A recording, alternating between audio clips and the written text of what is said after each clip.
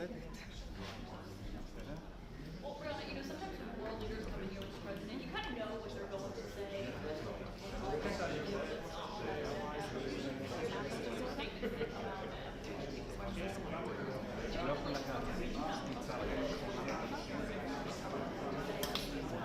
We know what the White House is doing. יניר, אתה יכול להביא לי כמה תן לנייד?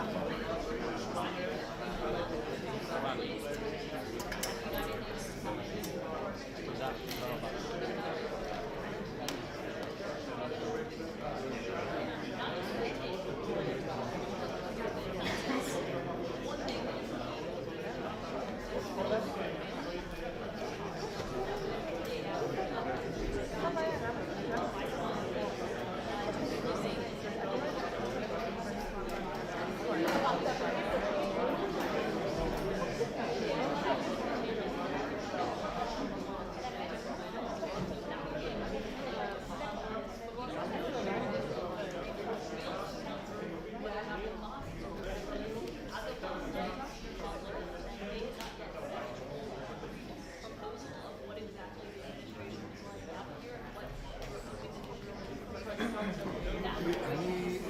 אני חושב שהסיפור הזה של חמאס הוא סוג של פייק ניוז, בעצם הקטרים אמורים היו להביא את זה לשולחן, כל הדיונים שהיו עם קושניר, עם וויטקוף, עם טוני בלייר, וגם השיחה עכשיו של נתניהו לנשיא טראמפ יוצאת מנקודת הנחה אחת שהחמאס יבוא בגלל שהקטרים מביאים אותו. אם הקטרים לא מסוגלים להביא את חמאס, מה תפקידם בכל הכוח הזה? כל הסיפור של גם להשאיר את מערכת היחסים בין ישראל לבין קטר. צריך להגיד שהתקופה של ישראל למרות שנתניהו הסביר שלא היה מוס מאוד שלהם ובכללים כל הסיפור הזה התחיל להתגלגל במשמעות שיא ברגע שישראל גזרה את היכולת שלה לפגוע בראשי חמאס בכל מקום אשר יהיה והקטרים יתמכו במלחמה. אנחנו דנים בתוך החדר על איך קטר תשתלב ביום שאחרי זה מה שקטר רצתה, וקטר לכן צריך להביא את החמאס. אם היא לא תביא את החמאס, כל הדיונים שהיו קודם לכן, וויטקוף וקושניר, בעצם היו בלבולי מילים לאוויר. אני חושב שלא עוסקים כאן במשחק של צחוקים, ולכן זה מאוד אופטימי שהיכולת להציר היום על הסכם מסגרת שיבוא לסיום המלחמה ושהקטרים יביאו את החמאס הוא בעיניי הנקודה הכי קרובה שהיינו בה לקבלת הסכם כמעט בתחילת המלחמה. קטר בניסיון החיסול של חמאס, כלומר, זה מראה לך כמה קטר מעורבת בעסק, כמה חשוב לנשיא טראמפ, אותו מוקם גם, הם אומרים הרי להביא את חמאס אז נחזור חזרה כאן אל החדר הזה, כדי שבו הוכרזו כמה וכמה הסכמים היסטוריים, לא מעיד בהכרח שהם שמדברים, אבל זה כן מעיד על חשיבות המעמד שהאמריקנים נסגרו לעניין אלה שבאו בחסיבת העיתונאים הזאת. ראש הממשלה יאלץ לעשות כן, וגם עיתונאים אחרים, יש פייבר, וגם אמריקאים, ונתניהו נציג כאן מדבר כמעט בכל אחד, לא תהיינה כאן סתירות מהסתם הלורד, והם מצפים שזה מה שיהיה. השאלה היא מה באמת, אבל כמה זמן ההצהרה הזאת שקובעת שהולכים להשתיק הזה, It doesn't have it a tripod because the soundman arrived and with the tripod arrived without his passport, so he's outside. I need to know if you have like a live streaming that we can use, put it in, if you have like YouTube or something. Okay, and it's open. Can you send me the link? I'm trying to because the signal is so bad, so I can't. If you send me the link, I can put it in the register page. Yeah, I'll send it to town first. אין לך מה להבין. הצלם שלי היה פשוט צריך להתעטף כדי ראית Yeah, I'll נכון? get that to you in a minute if I get this לא, ask. היה את הפול. Sit back down. וכל... But I'll get you the link in a minute. I will spend until I will figure it out. Enough. We have The Prime figured- Minister is not here. we have He's figured- still in the we have no, figured he's it out. still in the- If you You're want not me to- telling me yes here. You're not treating us as a guest. No, you're not treating us as a guest. Ma'am, if you would like me to I'm send you the the link, press officer of the I will not Prime send you the Minister. link until you sit down. Okay. Don't. Okay, don't. Take care. Okay, don't send us the link. I will call the ambassador to ask for the link from the president.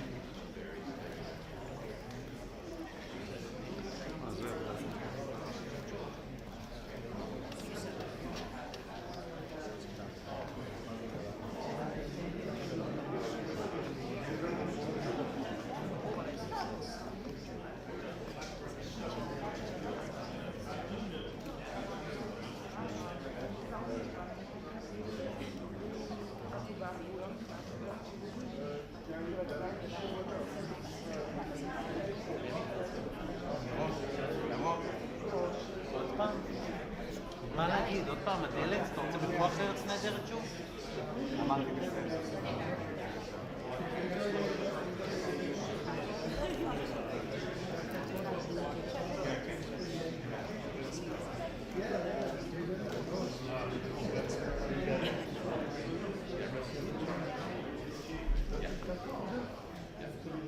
עודד, יש לכם את הלינק ליוטיוב אצלכם במערכת? איך? דרך מי?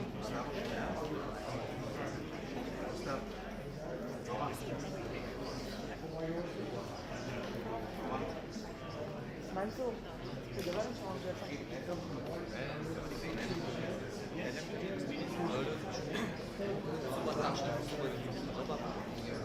אבל ערוץ כאן פה, איך אתם רואים?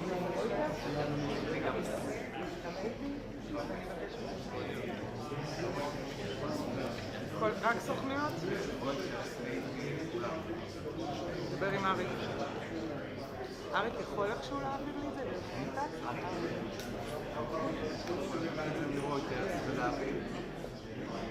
יכול לבקש מאיימי.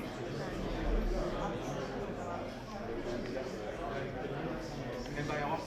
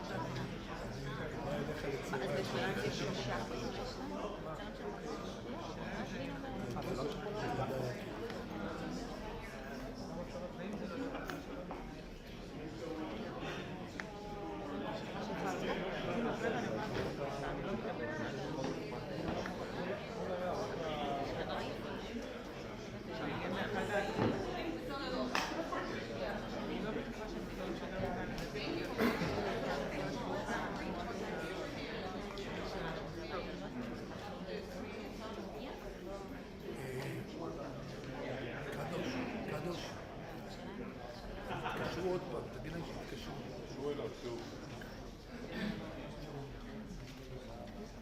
כן, זה טיפה מתאחר, אין ספק, אנחנו יודעים שלוחות זמנים זה לא דבר מדויק בממשל הזה, אבל אתה יודע, קצת בנימה מבודחת, עם האבולוציה של השידורים שלנו מעידה במשהו על האבולוציה של מה שקורה בחדר, אז יכול להיות שיש סימן טוב, בפעם הקודמת שידרנו ליד דלת לבנה, עכשיו אנחנו משדרים באולם הנשפים, יכול להיות שזה מבשר דווקא על משהו חיובי, ועכשיו בנימה יותר רצינית. תראו, זה לא רק שיחת ההתנצלות הזאת של נתניהו בפני הקטרים, ולא רק התחייבות, ולא רק במלל באותה שיחה, אלא גם בתוך מסמך חוץ מדבר אחד שמתארת ונותנת סימן לא רק זה, כן במקביל שמגיעים לנוכחות של נתניהו כאן עם הצוותים, יש גם נוכחות של משלחת קטרית בכירה כאן כדי לסגור את הפרטים בכל מה שנוגע להסכם. זאת אומרת, הקטרים פה כשני כובעים, מצד אחד שיחת מלל שאמורה להכשיר את החזרה שלהם למשא ומתן, ובמקביל, כפי שזה מאוד מעניין את האמריקאים, כבר ממש עבודה על הפרטים, אז זה לא נשאר רק במישור הדקלרטיבי, אלא גם במישור המעשי, והנה ברק. סליחה שזה ככה מדווח, ממש שזה מיקרופון אחד, וקצת רחוקים אחד מהשני. ברק, בסופו של דבר, אמרנו שפתחת כמה זה יכול להזיז באמת עכשיו את מזילי המשא ומתן. זה לא רק כמה זה יכול להזיז, זה שלא התנצלות הזאת, אי אפשר היה להתנגד.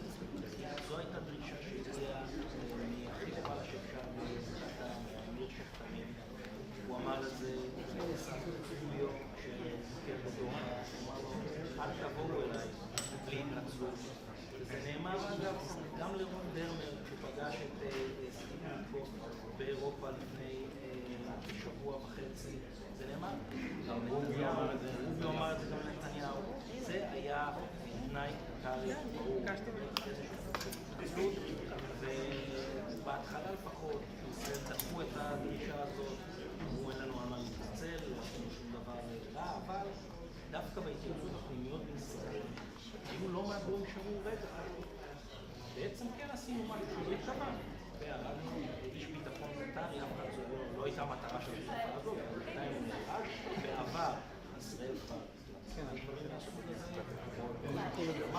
מה שאנחנו רואים שנושאים נוספים עולים על סדר היום שלנו, בעצם הסכמי אברהם נוספים, הפתח של ההסכם של אותה הסכמה שמתכוונים להגיע אליה היום בין ישראל, ארצות הברית והקטרים שהביאו את החמאס, פותחים את הפתח למה שנקרא היום שאחרי לעזה, לתוכנית שטוני בלר תלווה את עזה יחד עם סעודים, אמירתים, אינדונזים ועוד מספר מדינות. זה בעצם אותו כדור שלג שעליו מדברים, וכרגע מדברים בתוך החדר גם אם בצורה עדינה בעניין הזה, על כך שהסכמי אברהם נוספים יבואו במימוש, ובעצם נושאים נוספים שקשורים בכלכלת המזרח התיכון יפעל להיפתח עם סיום המלחמה. הנשיא טראמפ רוצה לסיים את המלחמה בעזה לפרק משהו לתקווה מבחינתו לעזור את התקווה של הסכמים חדשים שכלכלה שהחידוש בעזה לשם הוא חותר לא בכדי שני הסכמים קושניר ידועים ביזמויות כלכליות עסקיות שלהם, וזה חלק גדול ממה שאנחנו מבינים שרוצים לתת לאזור. ישראל אמורה לצאת להסכמים והסכמי אברהם נוספים, לאו דווקא רק עם הסעודים ועם מדינות ערב, לא יכולים כרגע שלא נכון היה לחסל משהו בתשובה שניסו לחסל אותו, שזה לא נכון להסתער על משט המרמרה כמו שעשו, ואני חושב שיותר מההתנצלות היא לא הנושא המרכזי, הנושא המרכזי שצריכים לדעת שהוביל לצורך.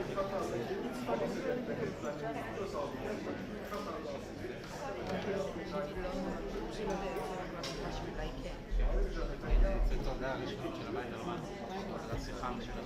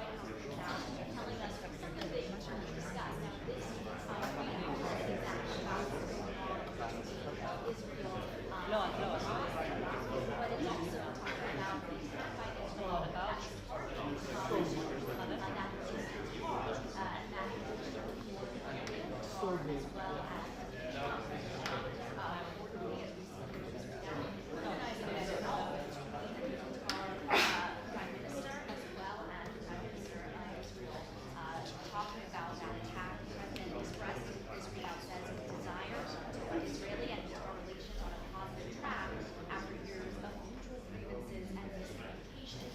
So this is something that the president we saw as we were there during his trip in the Middle East, that he wants to work to see peace brought to that region. It was important to him to bring Israel and Qatar to the table to talk in this meeting.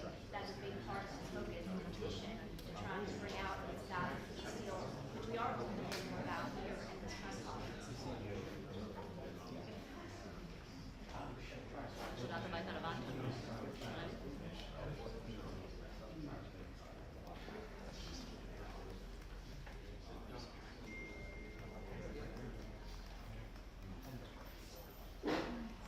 We don't exactly know yet. It is delayed. We don't know exactly why. That could mean that they are still in their discussions.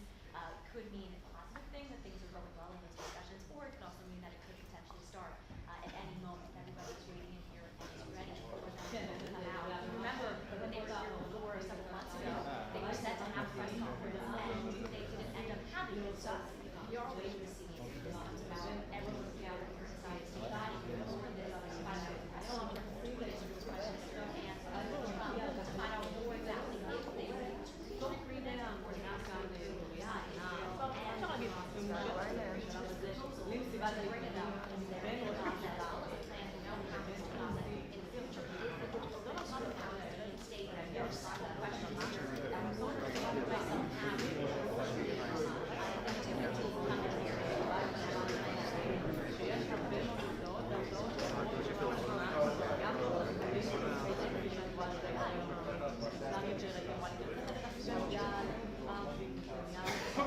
Just cut through the last row and there's a space mark for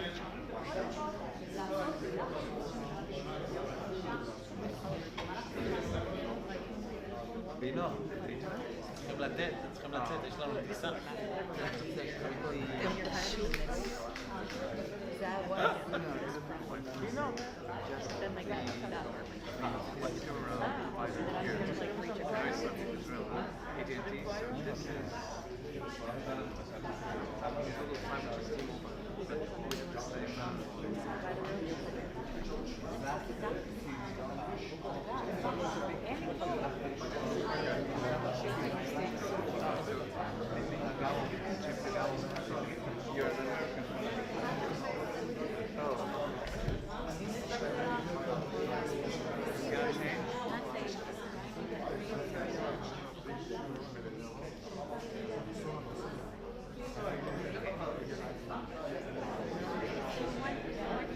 אז כאילו, וטל בשולחן, תגידי, כל הדברים האלה. גם, אני נראית מוטרדת, אני נראית? אוקיי, היא עובדת.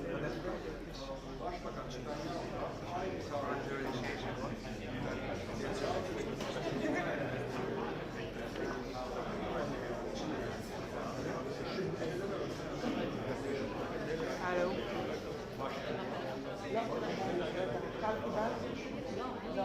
אין לי קליטה, אבל לא בגללי. אבל אין שם צביקה, כולם פה... AT&T, גם לשם אין לנו קליטה. אין זה הגיוני.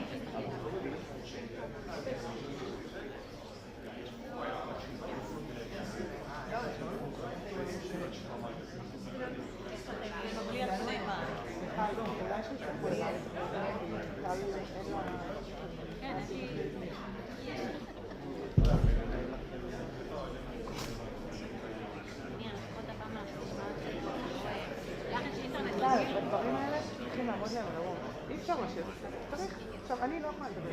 עוד פעם, כל פעם שאני מדבר אותו, אני... כאילו... אין לי שאלה שאלה מהם. תסתכלי להם מייל. אתה זוכר? להתכנן.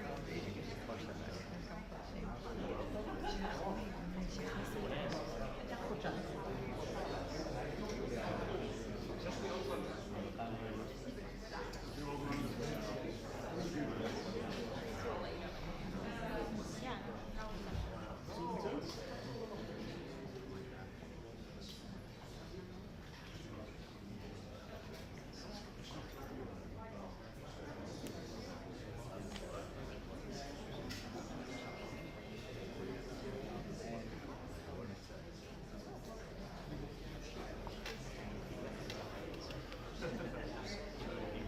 רגע, אם אתה פול אז תוכל להקליט.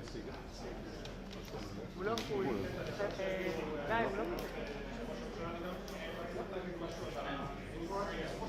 ובלי קשר, הם שלושתם היו בתוכו ברשימה. אתם לא הייתם ברשימה, אבל הם שלושתם עברו, ואם יש פה אנשים שנדחפו, לפעמים בדברים האלה צריך. מה לעשות? הייתה לי את העריקה שלי גם, אמרו לי לא לתת את השיר.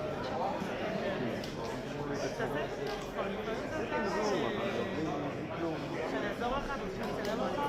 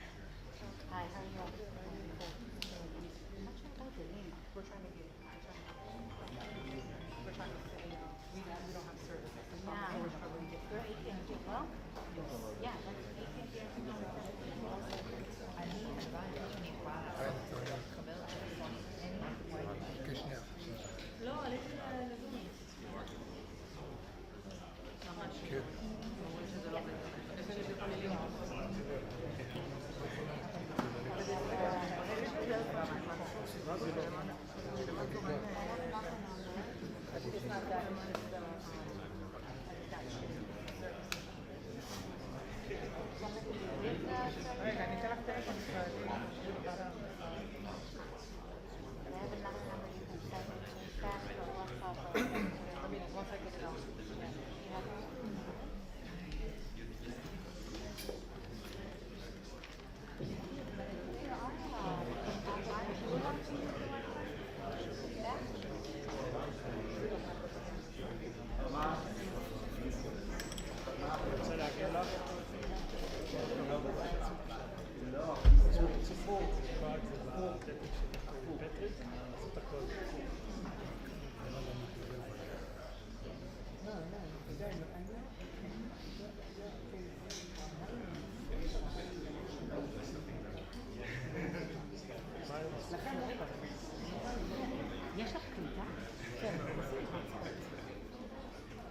Sal, do you have service? If so, is No. YouTube, if you do YouTube, Yeah, I don't.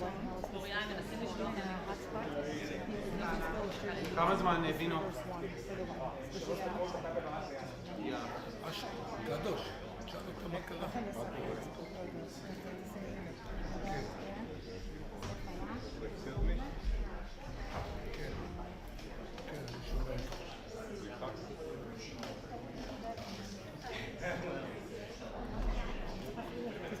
תבדקי מה קבוצות, פלורית. אני אצלי בטוח.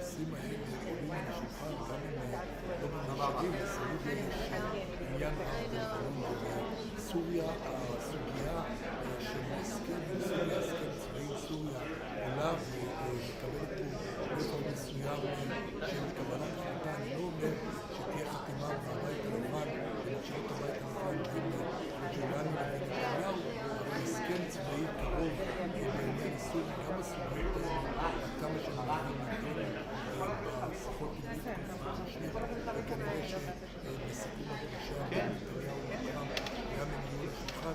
טראמפ רוצה להרחיב את כל מעגל הסכסוך לכדי הסכסוך ולכן להקים בעניין הזה את הסוגיות האחרות.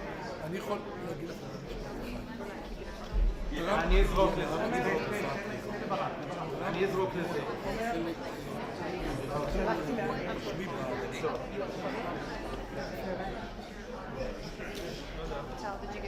Yeah, I get it from my employee working.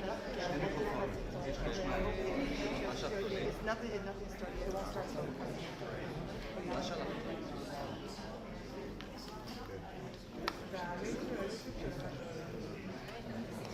רגע, תמתינו רגע.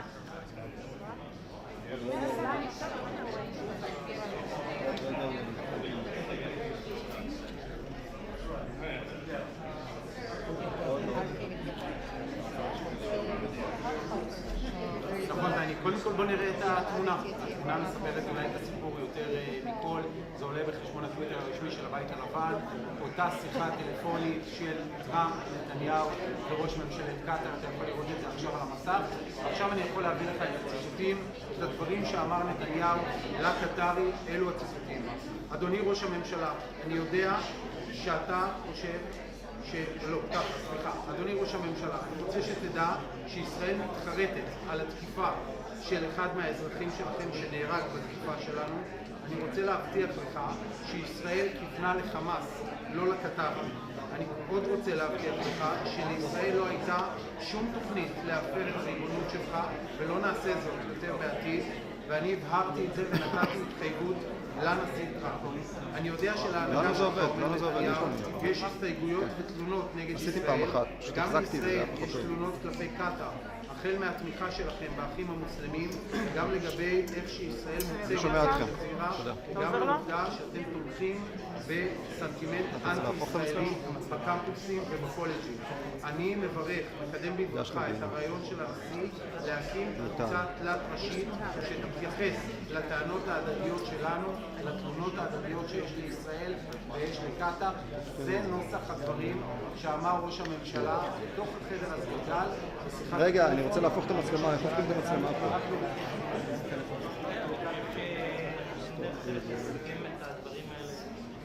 הנה, ראיתי, יש לי.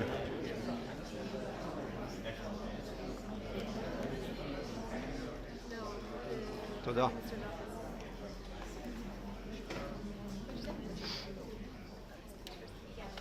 שומע שידור, שומע שידור. אלוף אתה.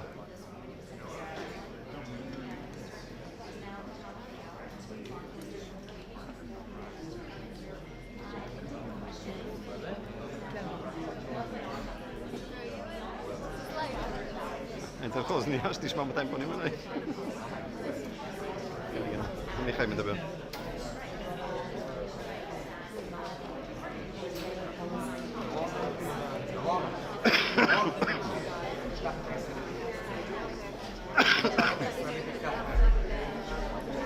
וואו וואו, זה קורה, זה קורה, זה קורה.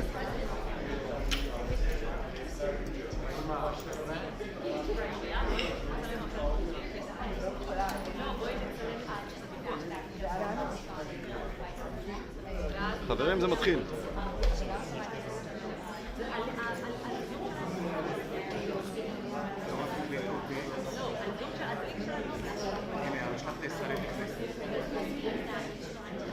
חברים, בואו אליי.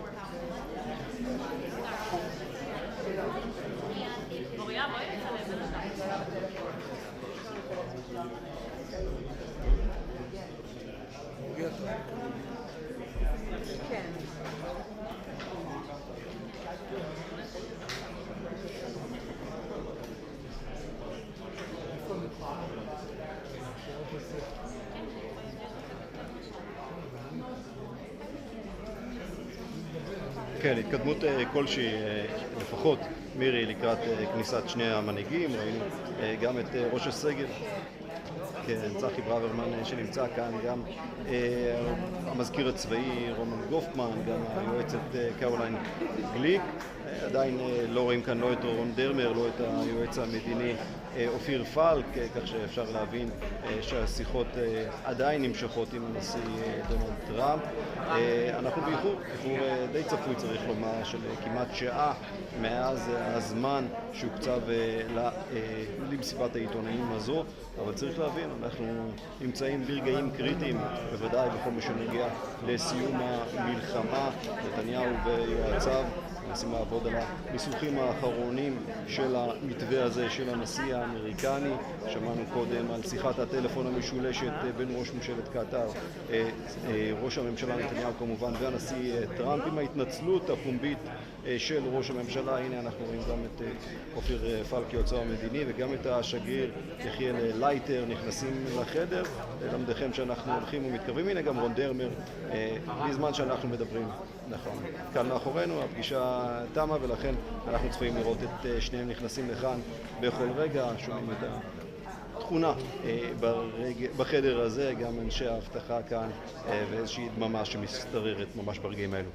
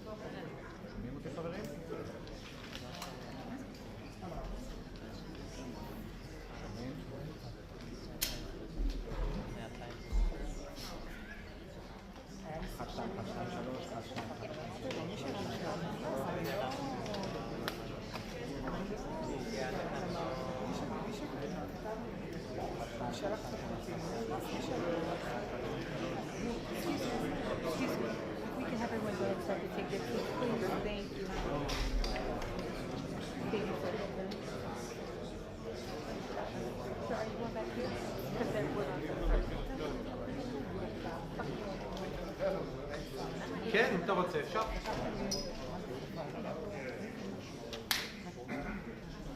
מה אתה רוצה? מה? כן.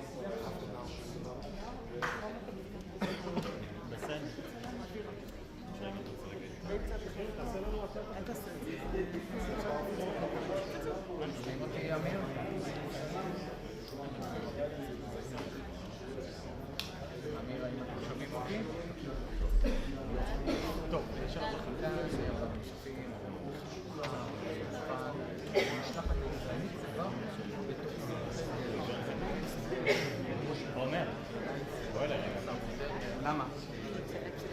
איפה הגעת? ברק? ירון? Everyone please take your seats. Everyone please take your seats. הוא הולך כשאתה עם מיקרופון ביד, שלא רואים אותך. Can please take your seats. Sorry.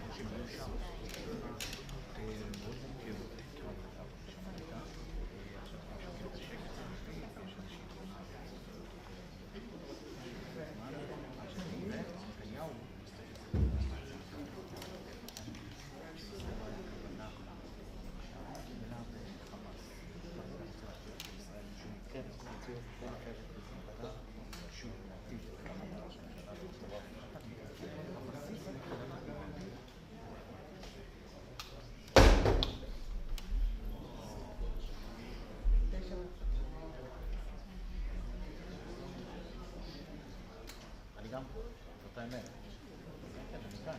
כן, אנחנו כאן.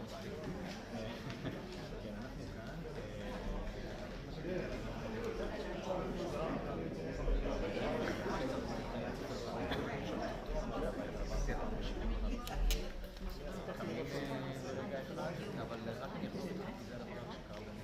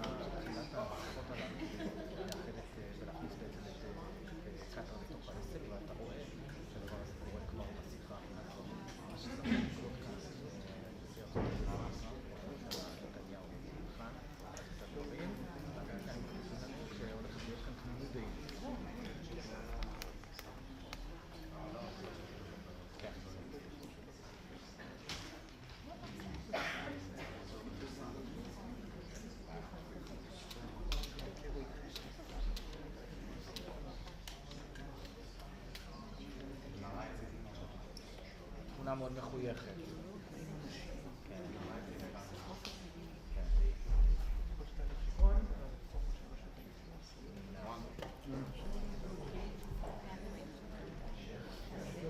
כן אחי, תן לי מייל, אני אשלח לך את זה ב-24, כ-21 נקודות.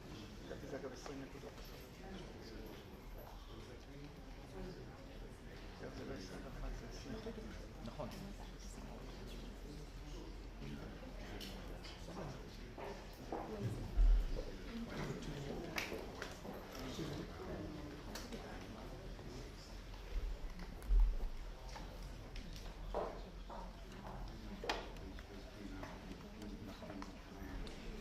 עבור טרנד.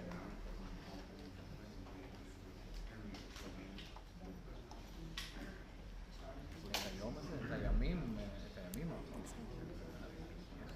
להגיד, ההצעה הזאת, בתחילה לפחות היה נדמה שיש כמה סעיפים שלא נראים בתפיסה של ישראל, זה נמצא. כן, אתה רואה שפה, גם בהיבט הזה, צריך להגיד, אנחנו עדיין לא יודעים, אין לנו את הפרטים, לגבי הדרישה של ישראל שחלקים ישוחררו, מעניין את זה, דרישה שכפי שפה בהצעה המצטרפת שלנו, בימים הראשונים, אולי ב-72 הימים הראשונים, זו דרישה שאמורה להגיע ללב או של חמאס, כולם כבר ראו שלהם גם במדעי גם להבין מה למעשיהו, זה ברור שאנחנו רואים ישראל לא חוזרת המלחמה, הרי הייתה גם גם נתניהו כן, זה כבר אתה להגיד, אבל זה ברור שהמלחמה מתי יש כזאת מלחמה, למשל שומס מההסכם הזה, אז לא ברור זה אחת בין ההודעות, אבל היה מערכת של להביא חמאס להביא אחד הרבה, זאת הנקודה המרכזית בתוך המחקר הזה, אם עלו את חמאס לא זה משהו אחר, לכן חשוב להזכיר את זה ולהבין זו ההצעה אגב, הצוות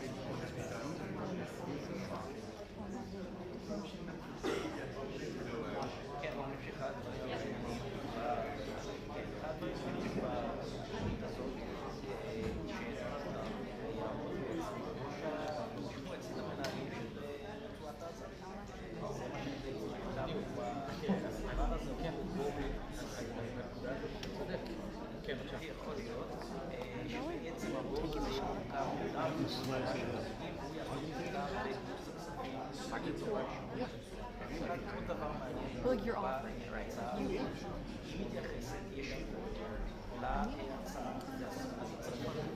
שהיא זו המשלה לפני שבוע, ושהייתה התחלנו איך זה אמור בגלל האם כלומר, התוכנית הזאת לא רק שאינה מגנה את המהלך של חלקים ממנו, כמובן לא יוצאים חלקים שמחזירים הלאה שהרשות הפלסטינית צריכה לבצע. העובדה שהדבר הזה נכנס פנימה יש בעיניי מעניין מאוד, ובסוף יש כמה אלמנטים שהם באמת רלוונטיים לתקופת המערכת שלו. אחד שזה מלווים, השני זה שמערכת והשלישי זה הנסיגה הישראלית בסימון כל הדברים שבאים פה בתוכנית הזאת בצורה די ברורה.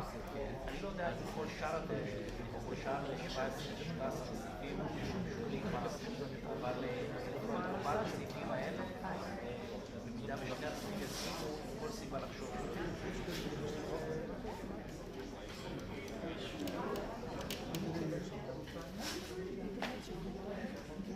נכון, נכון, בדיוק. וזה מה שזה אמור לקרות. אנחנו מדברים על תמיד ספירות מדיניות גבוהות, אבל העולים שגם הוא אומר, נתניהו, מה שאתה שומע,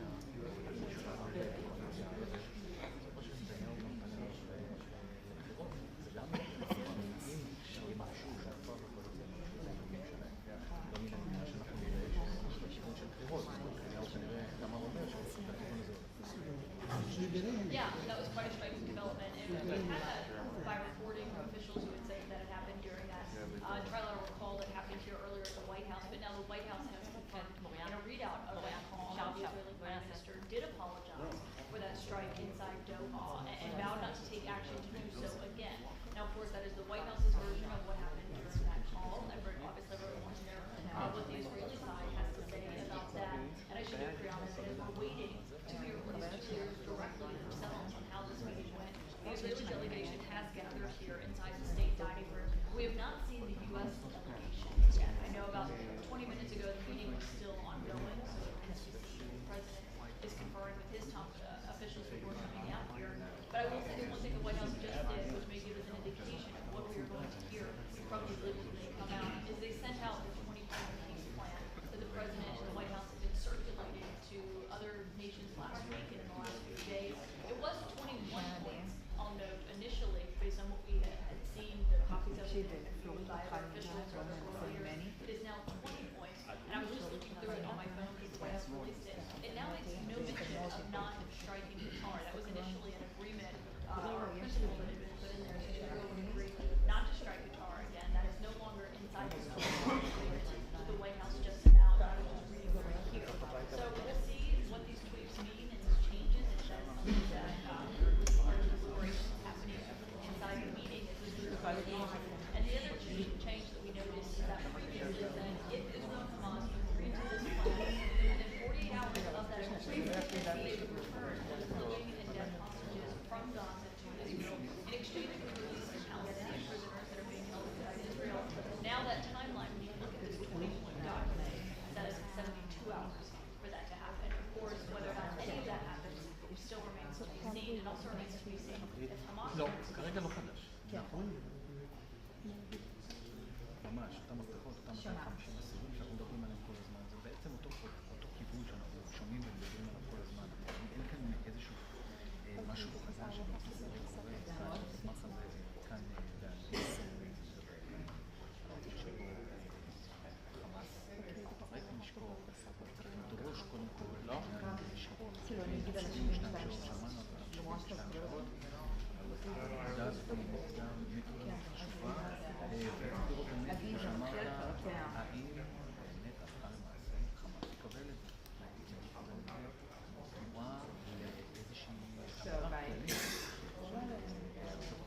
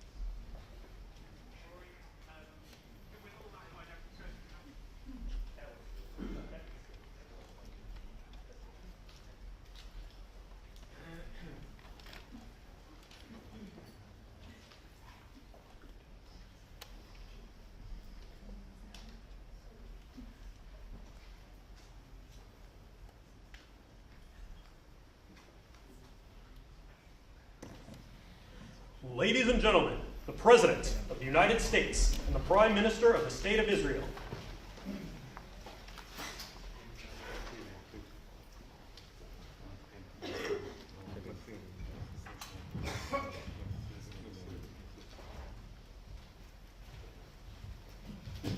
Thank you very much, everybody. So this is a big day, a beautiful day, potentially one of the great days ever in civilization. Things that have been going on for hundreds of years and thousands of years, at least we're at a minimum very, very close, and I think we're beyond very close. And I want to thank Bibi for really getting in there and doing the job. We worked well together, as we have with many other countries, both of us, with many other countries, which is the only way this whole situation gets solved. And I'm not just talking about Gaza. Gaza is one thing, but we're talking about much beyond Gaza. The whole deal, everything getting solved. It's called peace in the Middle East. So today is a historic day for peace, and Prime Minister Netanyahu and I have just concluded an important meeting on many vital issues, including Iran, trade, the expansion of the Abraham Accords, and most importantly, we discussed how to end the war in Gaza, but it's just a part of the bigger picture, which is peace in the Middle East, and let's call it eternal peace in the Middle East. So this is far more than anybody expected, but the level of support that I've had from the nations in the Middle East and surrounding Israel and neighbors of Israel has been incredible, incredible. Every single one of them. This afternoon, after extensive consultation with our friends and partners throughout the region, I'm formally releasing our principles for peace, which people have really liked, I must say. And these are done, not just routinely done, these are done with total consideration and working with the nations that we're talking about. All of these nations have made contributions to those suggestions. I want to thank the leaders of many Arab and Muslim nations for their tremendous support in developing the proposal, along with many of our allies in Europe. Europe has been very much involved, and as I was called by many of the European leaders, most of them saying, is this true? Are you really doing peace in the Middle East? This is the most incredible thing we've heard. Some think it's the biggest thing they've ever heard. They called just to find out, was it just a rumor or is it actually done? And then he said, have you spoken to the Arab leaders? Have you spoken to all of the other leaders that we have to get? A lot of people involved in this one. I also want to thank Prime Minister Netanyahu for agreeing to the plan and for trusting that if we work together, we can bring an end to the death and destruction that we've seen for so many years, decades, even centuries, and begin a new chapter of security, peace, and prosperity for the entire region. And I want to just say that my meetings and dialogue that we had with so many countries, Saudi Arabia as an example, the king is a phenomenal person. The Emir of Qatar, he's an incredible people. UAE, and that's MBZ and ABZ. We're totally involved. These are the people that we've been dealing with and have been actually very much involved in this negotiation, giving us ideas, things they can live with, things they can't live with. Pretty complex. I mean, after 2,000, 3,000 years, whatever it is, I guess it's got to be a little complex, or it would have been done a long time ago. The King of Jordan was with us, as you know, in the United Nations. President of Turkey, President Erdogan, is a friend of mine, a strong man, but a good man. President of Indonesia, somebody who's an amazing leader, Prabowo. He is an amazing leader and respected by everybody. He was in the room with us. We were together with most of these people that I'm mentioning. Others were by phone or the next day. The Prime Minister and the Field Marshal of Pakistan, they were with us right from the beginning, incredible. In fact, they just put out a statement that they fully believe in this pact. It just came out just as I was walking around. They said, sir, you have a big notice from the Prime Minister of Pakistan and from the Field Marshal that they back this 100%. President El-Sisi of Egypt, who's terrific. And these are people I've gotten to know over the years. I mean, I would say it started around 2015 and then went into 2016 when the presidency officially began. But I've known him actually for a long time, and there are many cases really great men. I can't say in all cases, but I will tell you in many cases they're great men and some great women too. They tend to be mostly men, however, I will say that. But if accepted by Hamas, this proposal calls for the release of all remaining hostages immediately, but in no case more than 72 hours. So the hostages are coming back, and I hate even saying this from the standpoint, doesn't sound right, but it is so important to the parents. The bodies of the young men, I believe in almost all cases, the young men are coming back immediately. I met with parents. The parents felt as strongly about getting the body of their dead boy back as they did as though the boy were alive and well. It's so important to them. And it means the immediate end to the war itself, not just Gaza. It's the war itself. Under the plan, Arab and Muslim countries have committed, and in writing in many cases, but I actually would take their word for it. The people I mentioned, I'd take their word for it.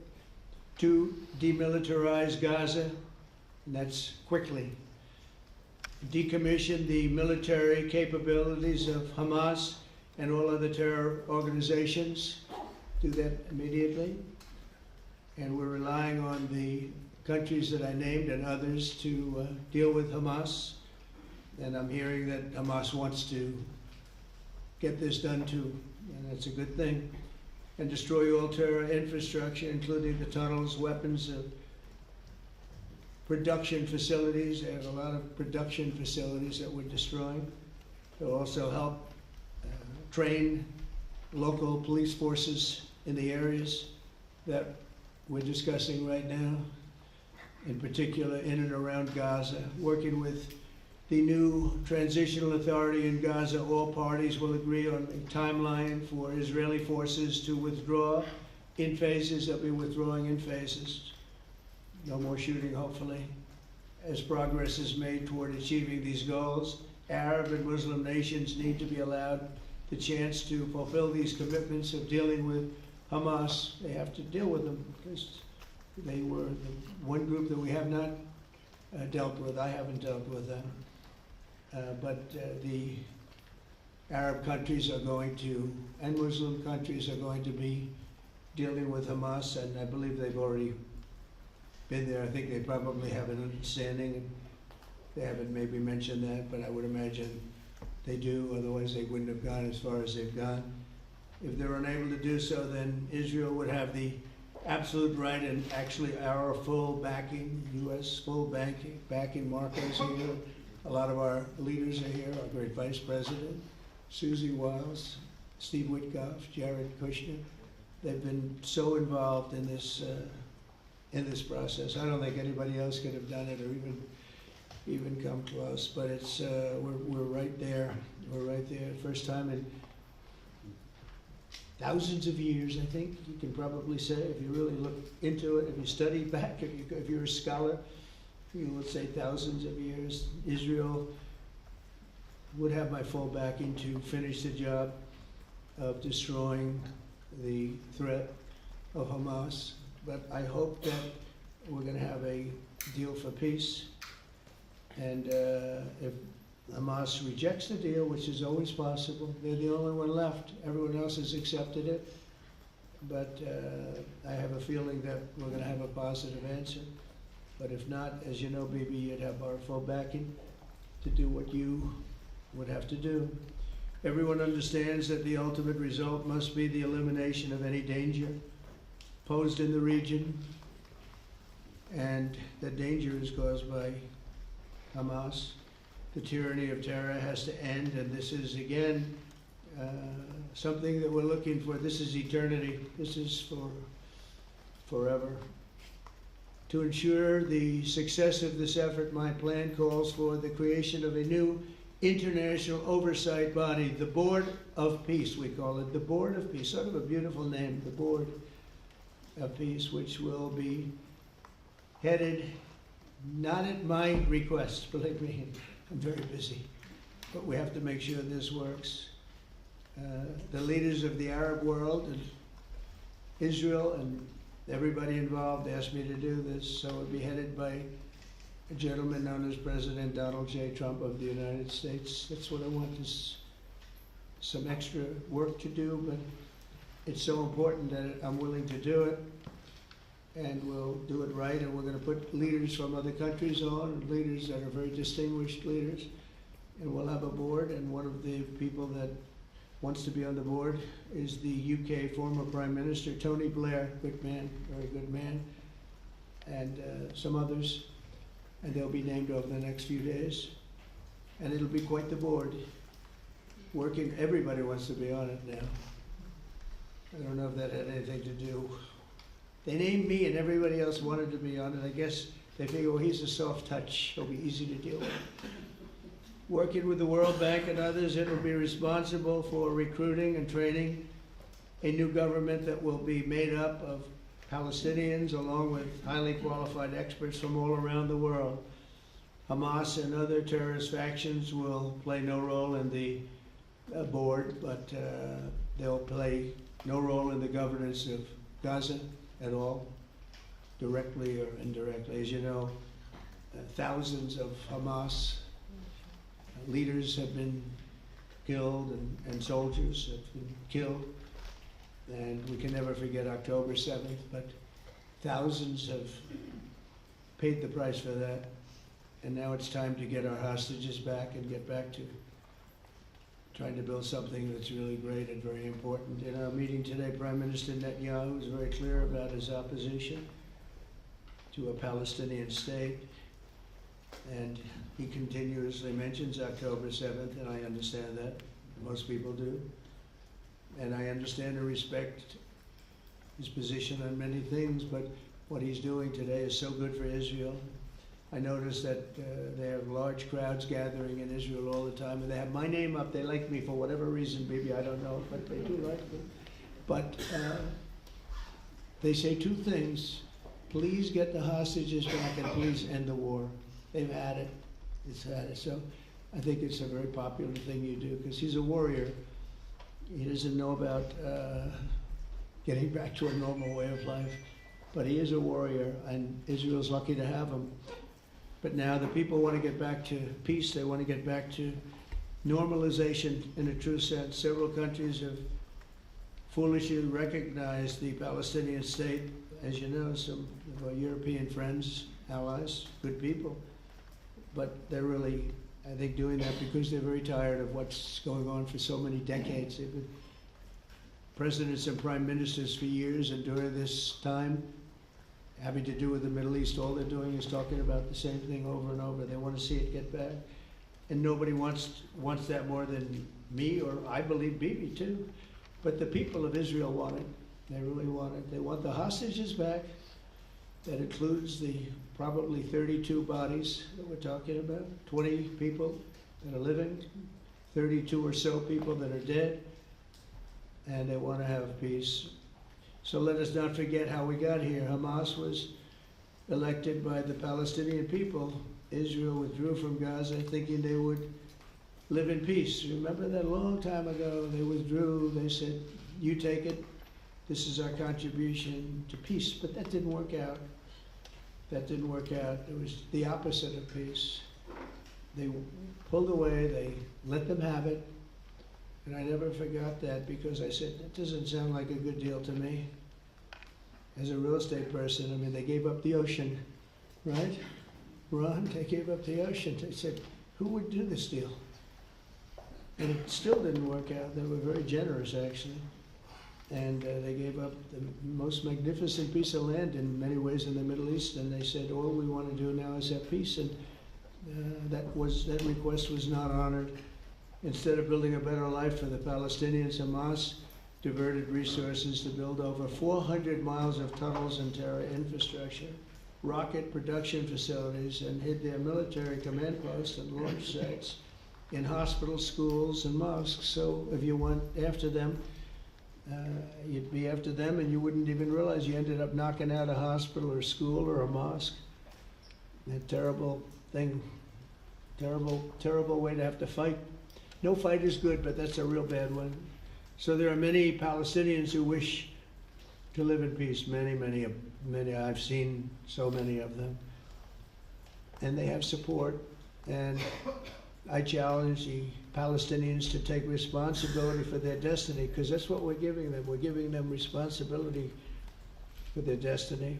Fully condemn and prohibit terrorism and earn their way to a brighter future. They don't want the life that they've had. They've had a rough life with Hamas.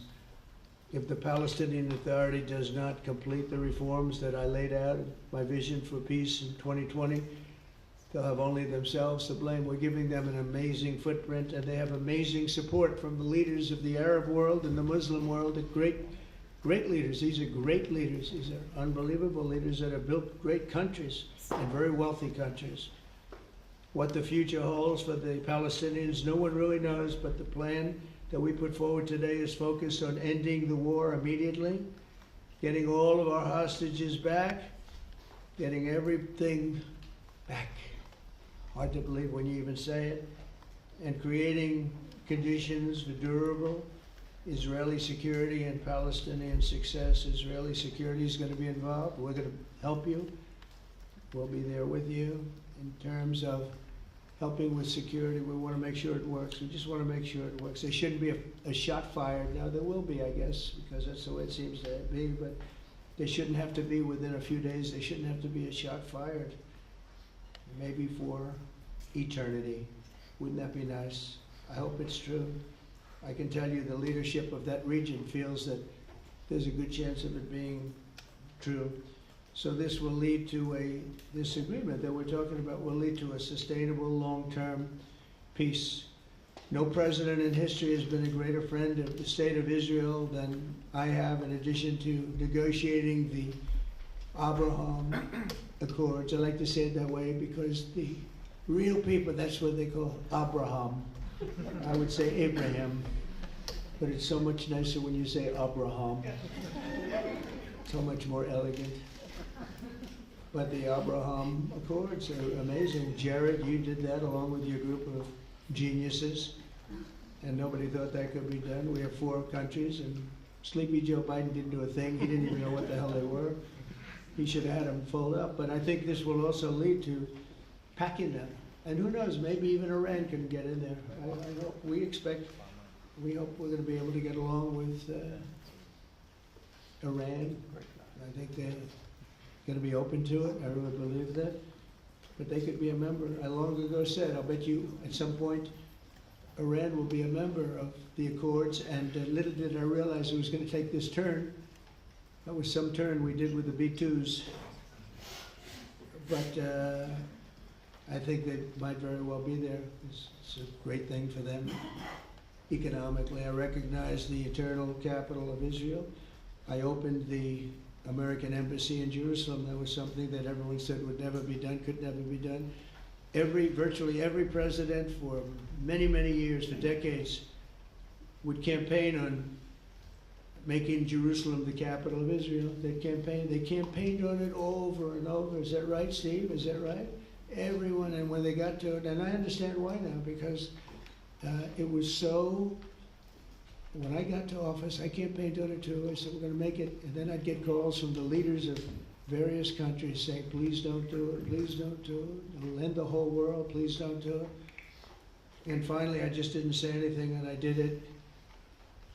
People were calling me before I did it because I heard I was going to do it, and leaders of countries were calling me, and I think it was on a Thursday that I did it, and they'd call me Monday, Tuesday, Wednesday, 3-4 times a day, and I said, tell them I'll call them back on Friday. And I announced it on Thursday, and I called them back, the biggest people in the world, and they said, "You've done it." I said, "Done what?" "You made the capital of Israel, Jerusalem, and we wanted to talk yet." I wish you called me a little sooner. Maybe I could have done something about it.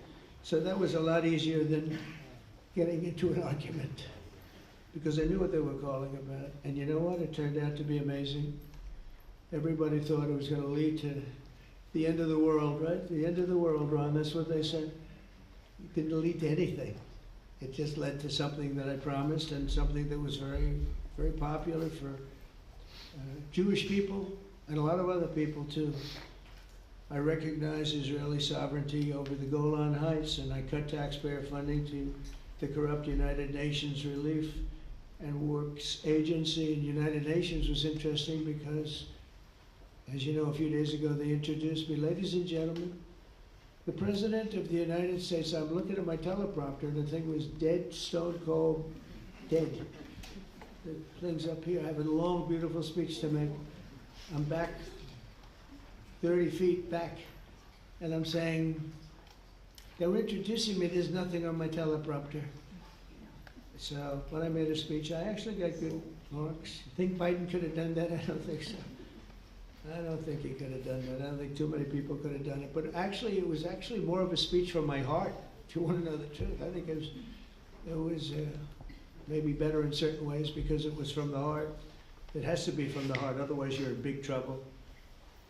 But I cut taxpayer funding for that very corrupt United Nations Relief and Works Agency, and nobody thought that would be done. Withdrew from the horrible Iran nuclear deal that was imposed upon Israel by Barack Hussein Obama and Biden. And I don't think Biden knew anything about it. I don't think he knows anything about it now, actually, if you ask him. I said, what is that? And we obliterated Iran's nuclear enrichment capacity, making it impossible for them to have a nuclear weapon, which they would have had probably in about 2 months from that. But I've never asked Israel to compromise its security, but we had big, strong talk. Nobody's been better to Israel. No president's been better to Israel than Donald Trump. But we had a long, strong talk, Bibi and I, and he understands it's time. It's time. History has shown, and the people of Israel want it. And the people of the Middle East want it. The people of enemies of Israel want it, but they don't have really too many enemies right now. And you know what? Many countries have gained great respect for Israel, for the way they fight, the job they do, including me. I had respect anyway, but they gained respect. History has shown us that those who have relations with Israel have thrived, while those who have devoted resources and attention toward the destruction and even annihilation of Israel have languished. They haven't done well. Israel is not going anywhere. They're going to coexist with other people and countries in the region, from Syria to Lebanon to Saudi Arabia. The promise of a new Middle East is so clearly within our reach. This is the closest we've ever come to real peace, not fake peace, not political fool's peace. If we can get this difficult problem solved, the opportunities for all within that vast region of this world, it's a vast region. It's unlimited. The Abraham Accords show that all countries are better off when they communicate and work together and embrace new opportunities. I hope Jared and Steve and Susie and Marco and JD, we have great people. I hope you guys are going to work very hard to get these other countries in, because now they have no excuse. There's no longer an excuse. They were somewhere hesitant. And I tell you, the 4 countries that went in, I give them tremendous credit. And it's worked out incredibly well for them. In the same spirit, I'm pleased to report that earlier today, we took another important step toward greater understanding of the region. A short time ago, we had a historic phone call in the Oval Office with Prime Minister Tani, who's really a great, great person. So we had a great talk, and I was on the phone, and Bibi was talking. Prime Minister Al Thani was of Qatar, was They really had a heart-to-heart conversation. It was a great conversation, I thought. It was productive. It was everything that you need to have something turn out to be successful. And I want to thank Bibi, and I want to thank the Prime Minister. That was fantastic. We agreed to launch a formal trilateral mechanism between Israel, Qatar, and the United States to begin a dialogue to enhance mutual security, correct misperceptions, and avoid future misgivings. And I want to thank Qatar, its leadership, and the Emir. He's a fantastic person. I think, I'm going to be his public relations man because I know him differently than a lot of people know him. But he wants peace. He wants to see peace. And his people, and they really acknowledge the critical role that they played as mediator. And again, we're not quite finished. We have to get Hamas, but I think they're going to be able to do that. So now it's time for Hamas to accept the terms of the plan that we've put forward today. And again, this is a different Hamas than we were dealing with because it's over 20,000 have been killed. Their leadership has been killed 3 times over. So you're really dealing with different people than we've been dealing with over the last 4 years, 5 years. Everyone has done their part and come to the table in good faith. Our Arab and Muslim partners are fully prepared to step up and fulfill their commitments for the benefit of the people of Gaza and the entire region. They're willing to step up and do a lot. They really are. There are a lot of good people involved. Everyone wants to see, everybody who wants to see an end to the violence and destruction should be united in calling for Hamas to accept the extremely fair proposal so that we can end the war and get us back our hostages right now and have everlasting peace. And I look forward to having relationships with everyone as the chairman of the board. I'll be involved and we'll have meetings with some very smart people that'll be working over there to make sure that we haven't just been wasting time with an agreement that doesn't get done. The task of building peace will not be easy. There are some of the hardest problems in the world to solve, and that's why it's been going on for so many centuries. But too many lives are at stake not to try, and this was more than a try. I mean, I think this is something that gets done when you have virtually every country, and these are powerful, powerful countries that have a lot of money, and the money can make things happen. A lot of countries try and they don't have any money. These are very rich countries that can make things happen. So together we'll forge a much safer and more hopeful future for everybody, including Israel. And I want to thank Prime Minister Netanyahu for his partnership, and I want to thank all of the leaders, the kings and the emirs and the presidents and prime ministers, people I mentioned.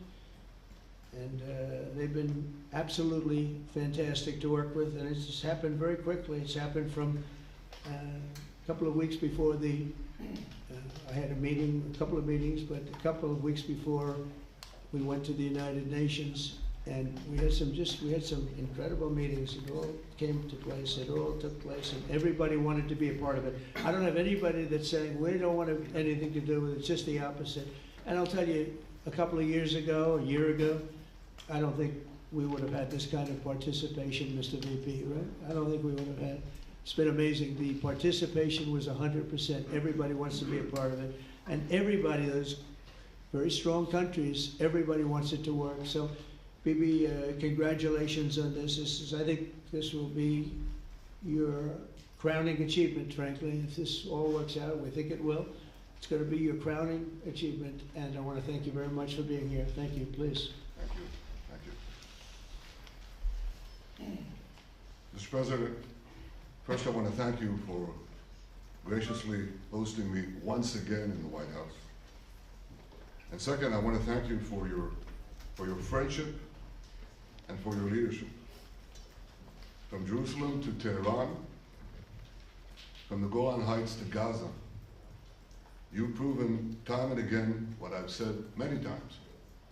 You are the greatest friend that Israel has ever had in the White House. And Mr. President, you and I both know it's not even close.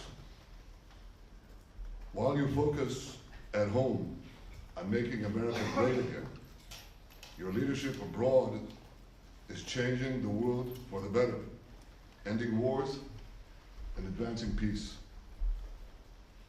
I believe that today we're taking a critical step towards both ending the war in Gaza and setting the stage for dramatically advancing peace in the Middle East.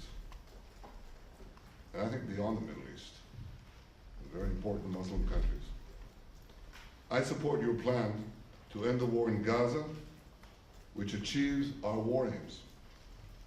It will bring back to Israel all our hostages, dismantle Hamas's military capabilities, end its political rule, and ensure that Gaza never again poses a threat to Israel.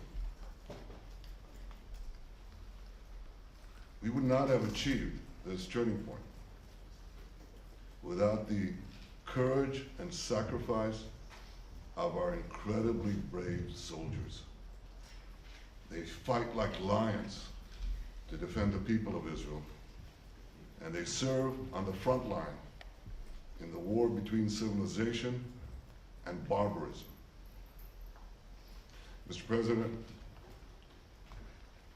when our two countries stand shoulder to shoulder, we achieve the impossible.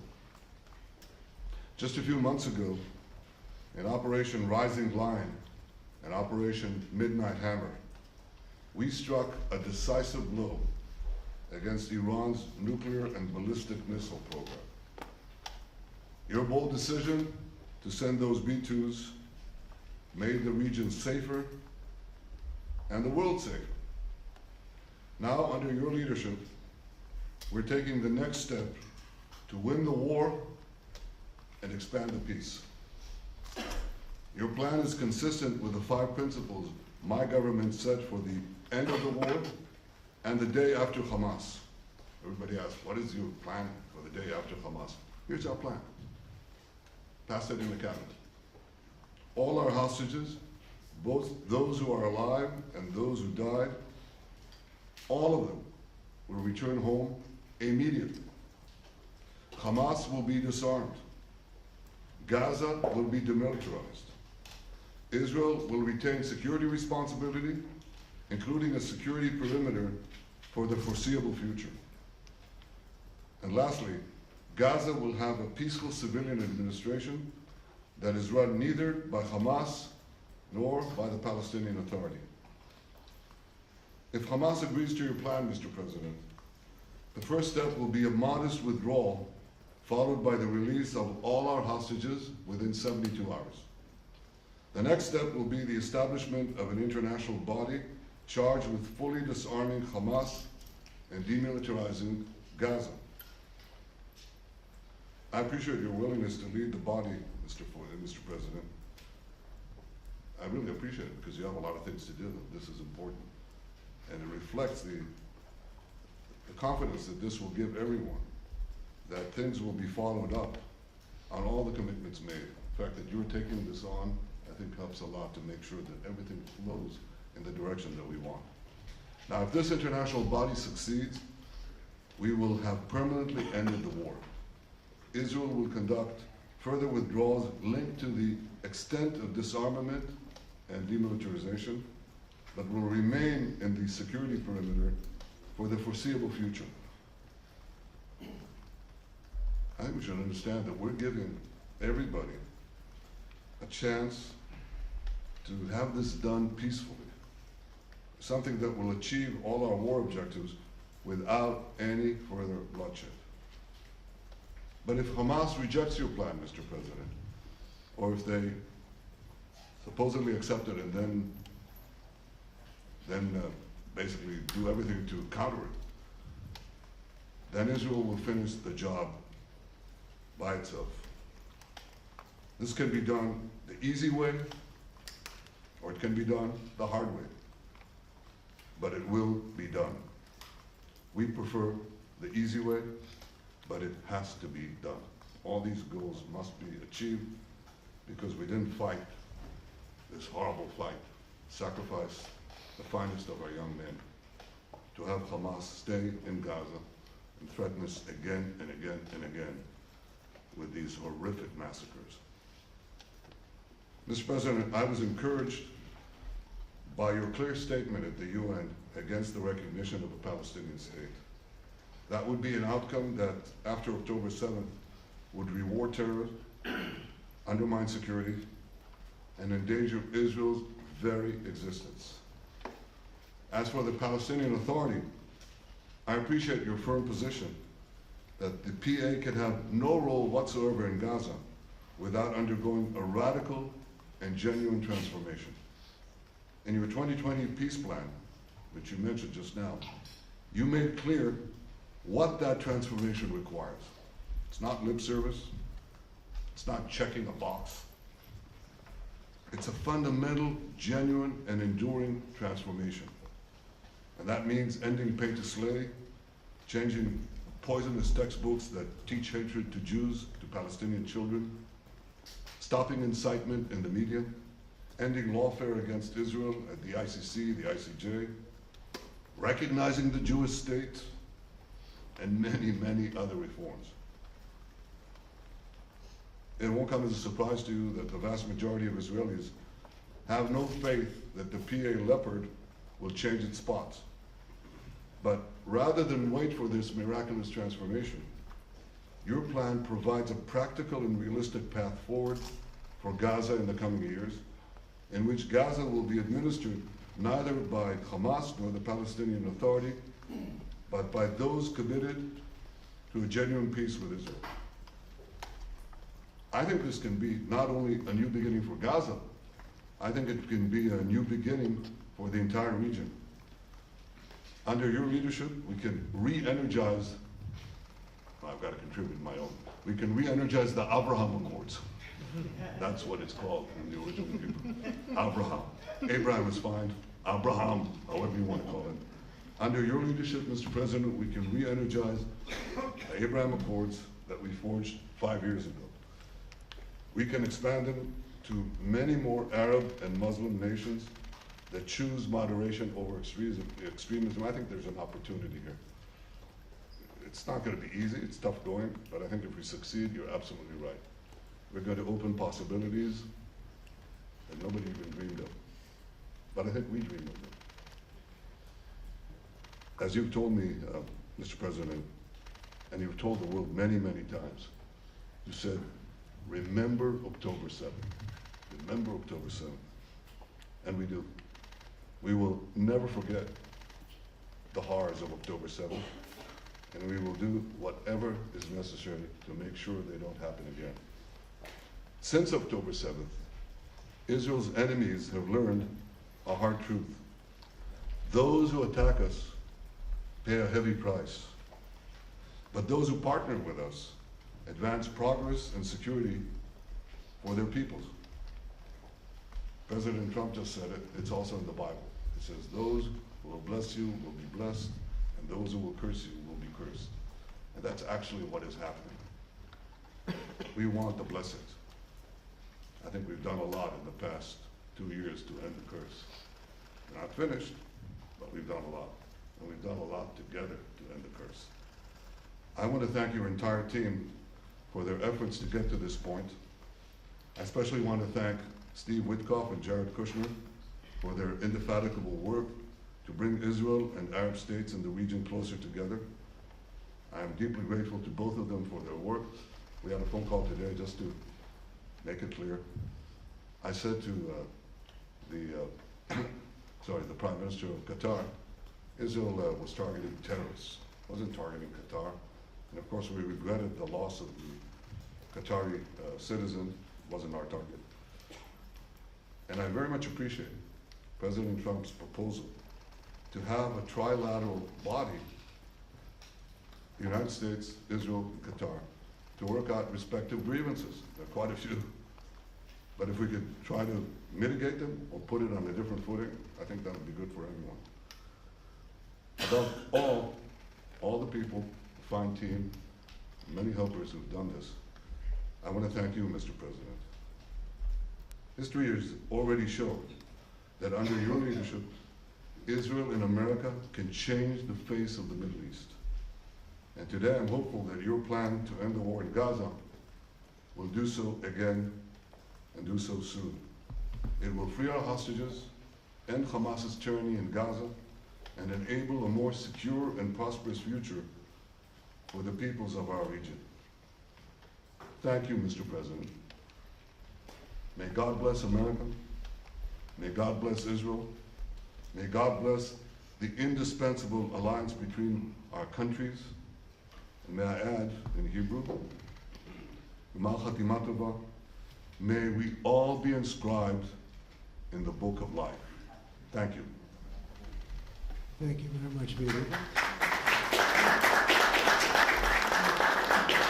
So I think while we wait for these documents to be signed and get everybody in line, I think it maybe is not really appropriate to take questions. I'm meeting with, as you know, a couple of Democrats in a little while about the country, about keeping our country open. They're going to have to do some things because their ideas are not very good ones. They're very bad for our country. So we'll see how that works out.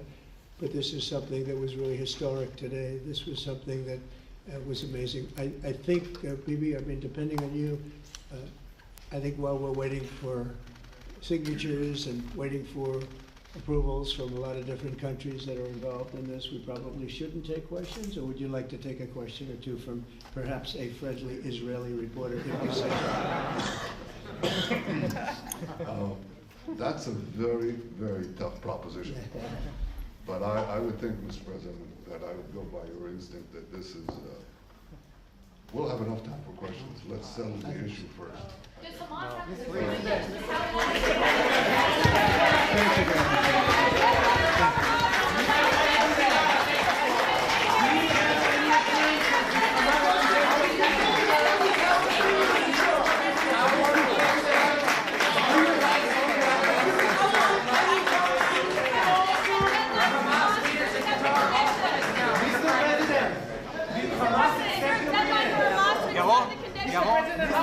How can you be sure?